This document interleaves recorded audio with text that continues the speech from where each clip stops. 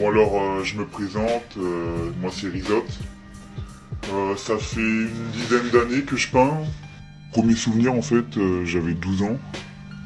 J'étais dans un train de banlieue avec ma mère, on a la tati et j'ai vu un mec tagué à la 15 dans la rame devant tout le monde. J'ai flashé et quelques années après, c'était à mon tour. J'ai eu plusieurs noms avant d'arriver à Rizot. Parce que je voyais au début, je voyais pas mal de trains graffés, des GAP, des SDK, des UV, des MPV. Le tag pour moi, c'est y a pas de différence avec le graphe quoi. C'est du graphe, c'est du graffiti, c'est la même chose, c'est juste que c'est plus instantané. Tu fais un truc en 5 secondes quoi. Mes influences à l'heure d'aujourd'hui, je m'inspire de ce que je vois autour de moi, de la pub, du graphisme, des objets, ou voire même réagir à ce que je lis dans les journaux, ou réagir à la politique.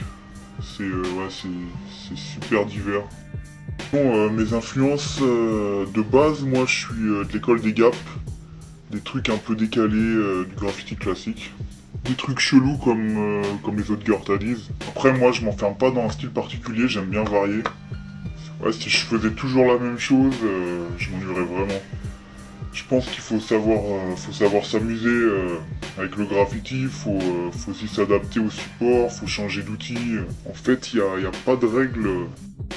Une fois qu'on a compris ça, c'est dur. Mais moi, j'ai du mal à sortir de ces règles imaginaires, mais une fois qu'on a compris ça, on peut aller beaucoup plus loin, quoi.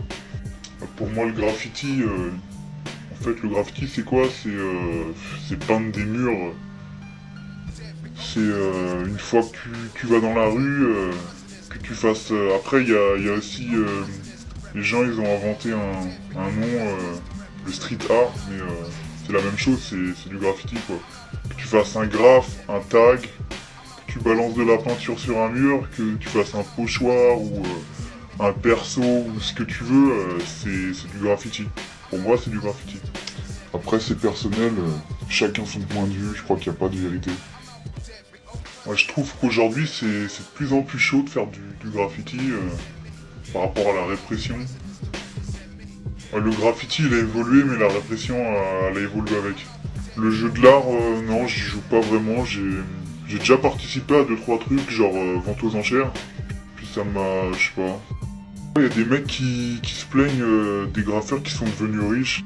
De toute façon, pour faire des thunes, fallait faire autre chose que des graphes. Je sais pas, à la base, quand tu commences à faire des tags, tu te dis pas ouais, j'ai devenu riche, donc je suis un graffeur vandale.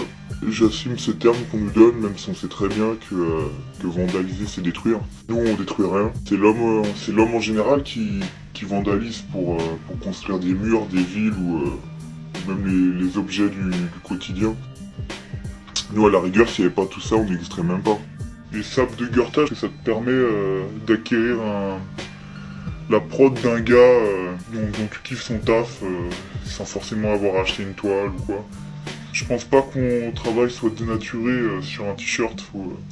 Après c'est comme tout, faut juste réfléchir au support. Je voudrais juste dédicace à tous mes potes.